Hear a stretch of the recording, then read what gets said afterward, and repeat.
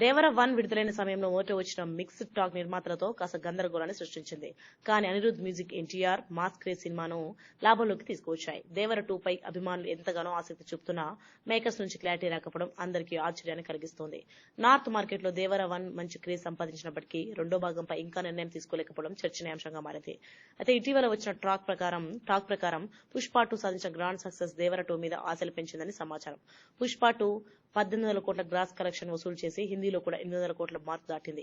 ఈ విజయంతో pan India సినిమాలపై mass హీరోల దృష్టి మరింతగా పడింది. మేకర్స్ కూడా దేవర 2 స్క్రిప్ట్ ను పక్కాగా ప్లాన్ చేసి అదే స్థాయిలో మార్కెట్ టార్గెట్ చేయాలని నిర్ణయించుకున్నట్లు సమాచారం. పుష్ప సిరీస్ తరహాలో correct elevation, strong character development ఉంటే సెకండ్ పార్ట్ సక్సెస్ సాధించవచ్చు. దేవర కథనంపై మరింత ఫోకస్ పెట్టిన పాన్ ఇండియా ప్రేక్షకులకు ఆకట్టుకునేలా మార్పులు చేస్తున్నట్టు తెలుస్తోంది. దీనికి తోడు హిందీ మార్కెట్ లో మరింత ప్రాధాన్యత ఇచ్చేలా స్క్రిప్ట్ నుంచి మలచాలని ప్లాన్ చేస్తున్నారు. ప్రస్తుతం కొరటాలకు ఎన్టీఆర్ తప్ప మరే హీరో అవకాశం ఇచ్చే ఛాన్స్ లేదని అనిపిస్తోంది.